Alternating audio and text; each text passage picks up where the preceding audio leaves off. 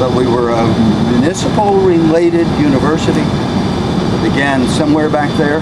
1837 is a very good year. We used the words of 1847. But then in 1970, shift. Government shift. Fundamental government.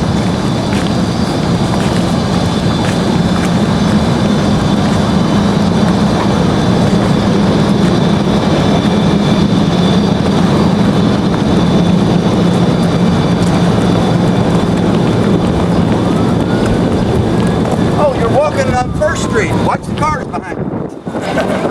Do drive on this.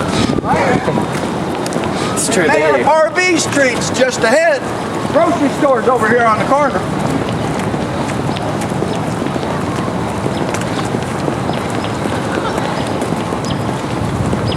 And Barbie Street picks up, goes all the way to Preston and beyond.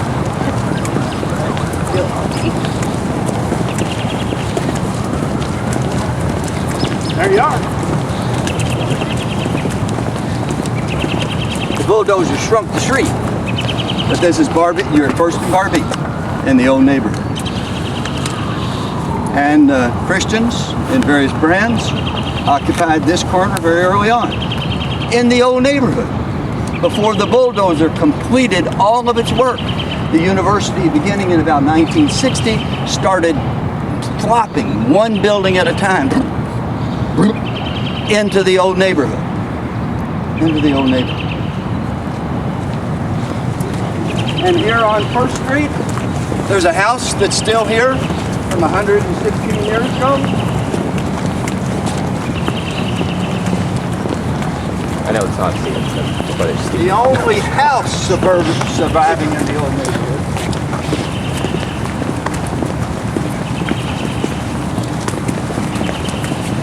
Now the overseer's honest house. Hey, gone. What part of it is missing? Front porch, you think? Look at that. Redesigned the house.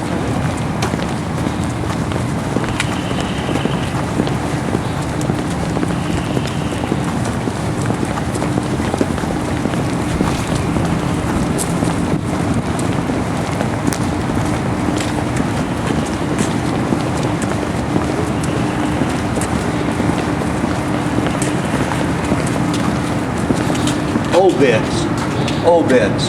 Behind that, Hilda Threckle Hall, old beds. I don't know what the plan is. There has been a plan suggested that we could either tear down or convert these buildings. We already converted Guy L. Stevenson Hall. He was an acting president and a mathematician in the mathematics department. But old bed. New beds are on Christmas, right? Fresh beds. Sometimes I see in your eyes that you have a card that relates to something like this.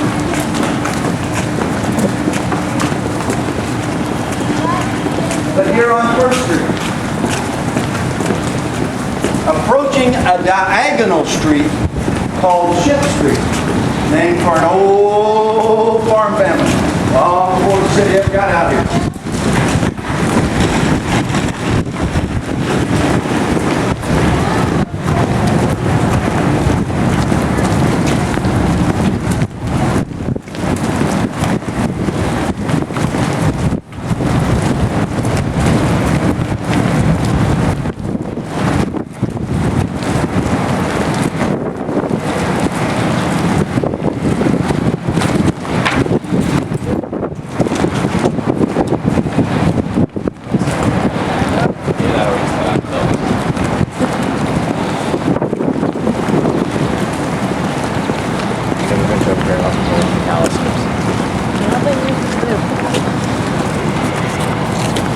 You're there. Ship Street. Oop. 1976. Mary Berry Bingham Hall. That was the end of Ship Street. Right there. And kept on going. Right over to 3rd. This is Ship Street. That's Ship Street. That's Ship Street. Sidewalk that runs between alongside Speed Museum. Ship Street. Get it, get it, get it.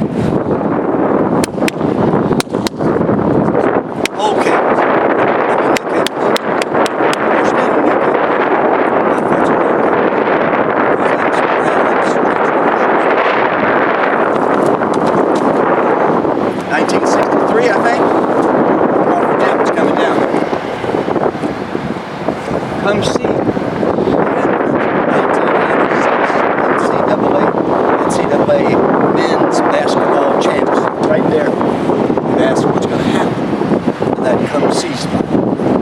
Come see the memory spot down there. See that silver thing down there? Aluminum thing down there? That's where you come see the memory of World War II in the University of Louisville. The 4 big dormitories that were there, and classroom and office buildings, and remembers the V12 program during World War II, which was a way to, you want to go to college? But we need you.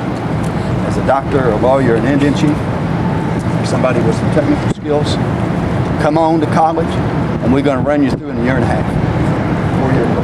I made that year and a half up, but I mean run you through. That's what V12 was about. It was a Navy program, and they needed people for World War II. And so you come to campus, you wear a uniform, you act like a soldier, act like a sailor, but by God, we're going to get you a college degree fast, or a professional degree fast. And so that's all remembered right there. Come see the reflective pool down there. Come see the hula hoop. Come see the Cochrane Fountain. Come see all of these destination sites on campus.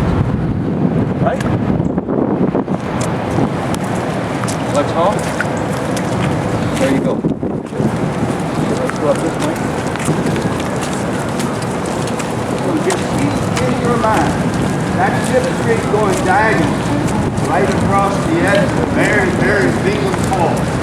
Down in Strauss. Inside that building. All right. Well, here's the face. See that person on that sidewalk over there? Way over there in the corner, right in the middle between the 2 trees. That's Ship Street. Promise you. Promise you.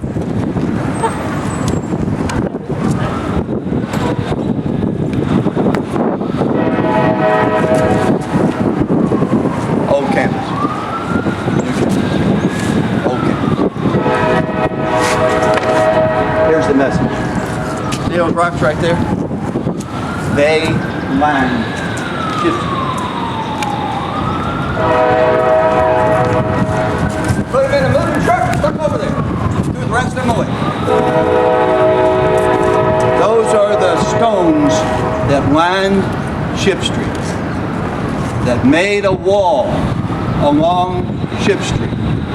And behind the wall, starting in 1860, a very bad year, because all hell's going to break loose next year. But in 1860, the city of Louisville took over this old cemetery. Oh, don't get nervous. Every human body that had been buried in the old one, called that Southern Cemetery between 1850 and 1860, everybody was carefully exhumed and reburied.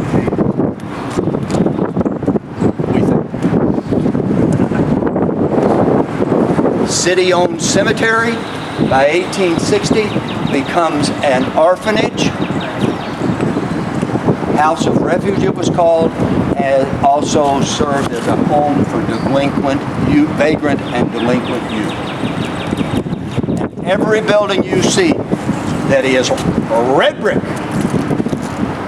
3 stories tall, hip roofed, and not much makeup on,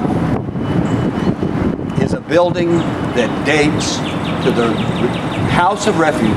And in a reform era, about 1890, that house, city-owned House of Refuge for delinquent, orphaned, and vagrant young people was renamed only the Louisville Industrial School of Reform.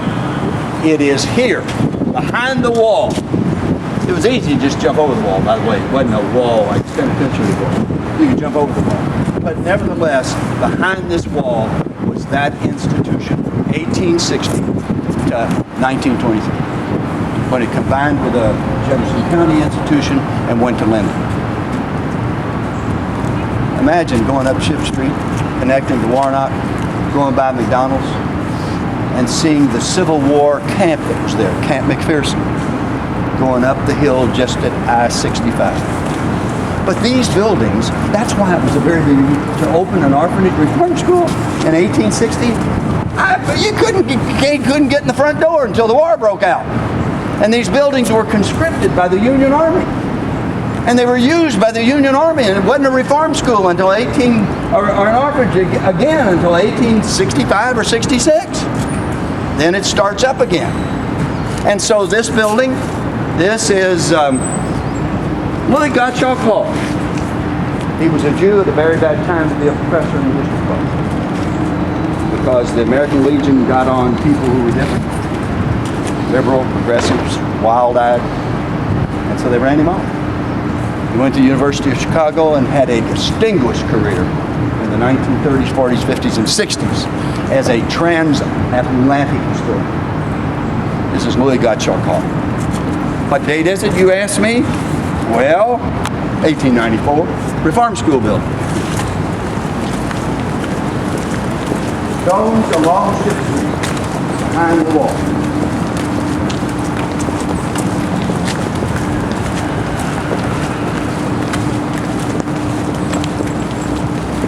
Now there was a building here that got torn down in the late 1970s, 1980 as I recall.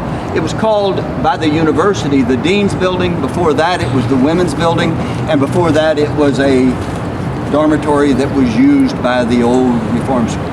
It's not one of the 8. There are 8 surviving buildings on campus that date from that earlier use of this campus. University of Louisville didn't get here, y'all, until 1925. The campus with buildings on it is 1860, on the site of the old Oakland, sometimes called the Southern Cemetery, from 1850. Hello, John. So, these stones, remember, Charles Henry Parrish Jr., distinguished sociologist, African American. His daddy, Sr., was president of 2 colleges in Kentucky. One of them was called Simmons College. But Simmons College, a black Baptist college, fell on hard times, had too much debt, and so they sold their campus to the University of Louisville. Please understand, until 1951, we are white bread, except starting in 1931, there's pumpkin milk. By state law, the University of Louisville opened. Now, there's a story behind it, and if you read Marson and Cox? I know we're not reading it, but I'll reference it. Well, they need to read need to read the section on 1931 to 51. Under state law and U.S. Supreme Court interpretation, blacks and whites could not go to the same campus, same school together. But after some failed election results in the 1920s, when the University of Louisville was looking for some public cash in a bond issue that failed, the University of Louisville made a deal with the African American voters who could vote in this community. And they said, you get us a public college and we'll support your bond issue. So the University of Louisville bought the campus of old Simmons College. It constricted to a Bible college at 18th and Dixie Highway. And that college campus that had first become an African American college in 1869, the University of Louisville bought that campus on the southwest corner of 7th and Kentucky. 7th and Kentucky. And opened the Louisville Municipal College of the University of Louisville, a racially separate undergraduate college of the University of Louisville that was operated there from 1931 to 51. Remember, Parrish Sr. was president of Simmons. Jr. had taught there. Jr. went to the University of Chicago and taught at Louisville Municipal. And when the white and black campuses were unified here in 1951, only one of the University of Louisville black professors at Municipal began teaching on the now biracial campus. There he is behind me. No, right there in this is Charles Henry Parrish Courtyard. This is the dean who died, beloved dean of College of Arts and Sciences. But this is Charles Henry Parrish Court, remembering that one African American professor who came to the biracial University of Louisville in 1951 on this campus. So when we stop here, we got that story of color in mind.